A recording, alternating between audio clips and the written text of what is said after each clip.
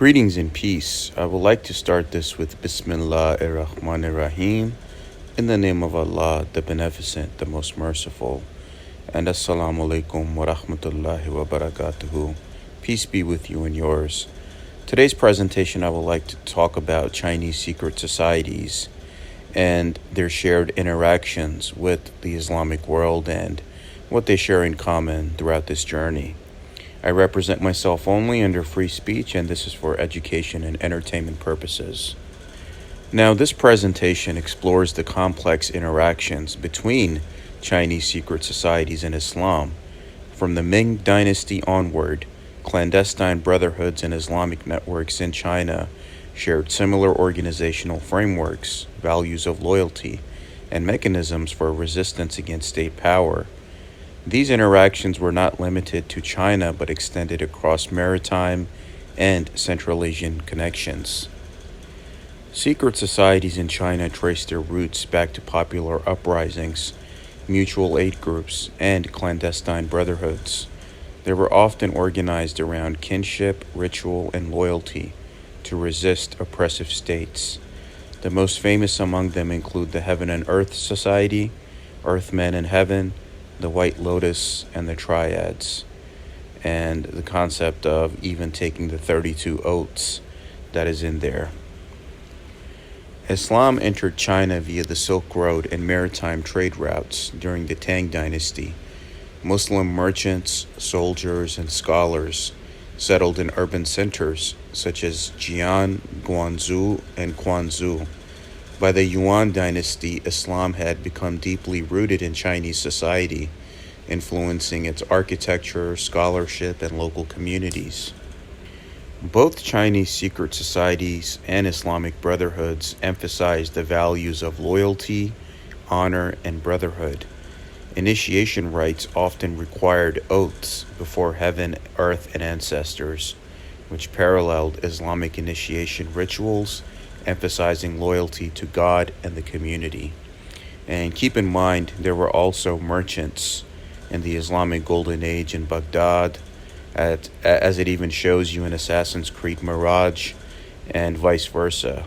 So there was that crisscross connection happening between the two. Chinese secret societies used coded gestures, symbolic numbers, and ritual meals to strengthen cohesion. Islamic groups, particularly the Sufi brotherhoods, used zikr, remembrance of God, ritual gatherings, and shared meals. These practices, though different in theology, created comparable structures of belonging and secrecy. During the Ming Dynasty, Islam flourished through the Hui Muslim communities, while secret societies grew as resistance to state control. The records suggest Muslims occasionally joined these groups, contributing to shared knowledge of rituals and organizational strategies. Under the Qing dynasty's rule, both Muslims and secret societies faced repression. The Hui Muslims in Yunnan and Gansu led uprisings, while secret societies like the Triads sought to restore the Ming dynasty. These groups sometimes coordinated or at least learned from each other in resisting the state at some point during their journeys and interactions. Sufi orders such as the Naqshbandi and Qadariya spread into China. Their emphasis on spiritual brotherhood resonated with secret societies' stress on sworn loyalty. Both used the hierarchical initiation and spiritual or symbolic leadership to organize its members. And also, for those that don't know, I've covered this in a previous video. Even the martial arts scenes, the Shaolin scene, there was a heavy Sufi influence in terms of how they were interacting with each other. Even the Silat, right, in Southeast Asia and Malaysia and Indonesia, a lot of the Sufi orders, such as the Naqshbandi, are connected to that as well. In the province of Xinjiang, China, Muslim resistance movements and clandestine Chinese organizations sometimes exchanged strategies. Both operated through hidden networks, used coded language, and maintained solidarity under conditions of state surveillance. Chinese Muslims were active in maritime trade across Southeast Asia. Secret societies like the Triads also spread through overseas Chinese communities. This overlap created opportunities for Islamic and Chinese Brotherhood traditions to influence each other in diaspora settings.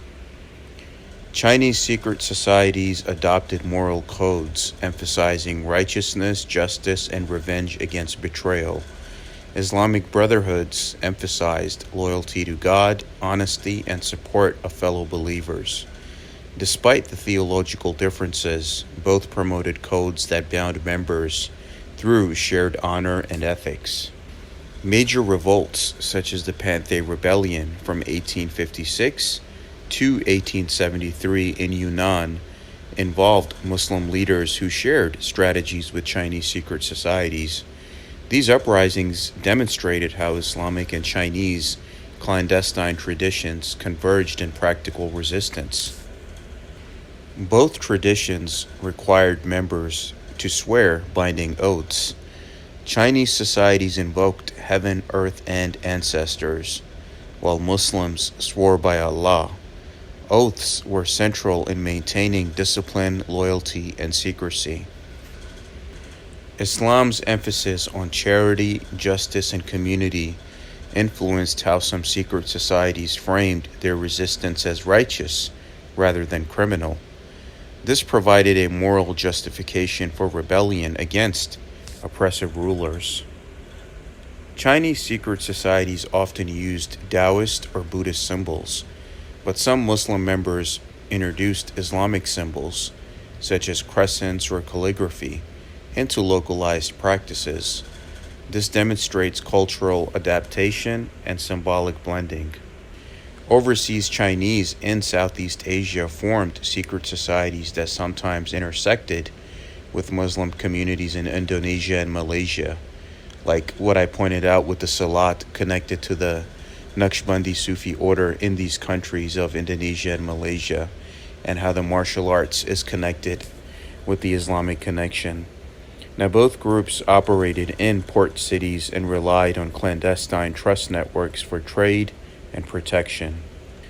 During the 19th and 20th centuries, both Chinese secret societies and Muslim groups interacted under colonial pressures. Shared struggles against European imperial powers brought occasional alliances or mutual inspiration for each other. Muslim scholars in China wrote texts on governance and ethics that resonated with the secret society's ideals of just leadership. Both groups were shaped by Confucian concepts of loyalty and righteousness, adapted into Islamic and Brotherhood context. In modern times, secret societies and Islamic brotherhoods continue to influence communities in China and overseas. While overt collaboration diminished, their legacies of mutual support, secrecy, and resistance continues to echo in diasporic settings. Now, not too many people know about Admiral Zheng He. Zheng He's voyages between 1405 and 1433 predated many famous Western explorers, occurring before Columbus reached the Americas. Magellan's circumnavigation, and even long-distance European overland travels like Marco Polo's. So Admiral Zheng He did this before all of these people, but the schools never taught us about him because he wasn't a white man. Leading massive fleets, some with ships over 400 feet long, Zheng He traveled across the Indian Ocean to Southeast Asia, South Asia, the Middle East, and East Africa. Unlike many later explorers who focused on conquest, his expeditions emphasized diplomacy, trade, and cultural exchange, particularly with Muslim communities, and what China is doing with Muslim countries today. His achievements highlight that China and a Muslim admiral at its helm was at the forefront of global exploration decades before Europe's famed navigators. And also, Admiral Zheng He was a Muslim. So there's that. So as we see that the interactions between Chinese secret societies and Islam reveal a history of parallel development, mutual influence, and occasional collaboration. They shared organizational methods, moral codes, and strategies of resistance. Together, they shaped a distinctive undercurrent of Chinese and Islamic history, connecting local struggles to broader global networks. And as we see the future of the world heading back to the East and the global South, Islam and the Chinese connection will continue to lead the world into a new direction, away from Western imperialism, racism, and hegemony. And we're seeing that take place as we speak today. Thank you for watching. If any questions or comments, please email me at salmansheikh911@gmail.com. All my videos, the information, images, opinions, everything is protected under free speech and under the copyright laws of fair use, education, and nonprofit purposes. Thank you. All rights reserved.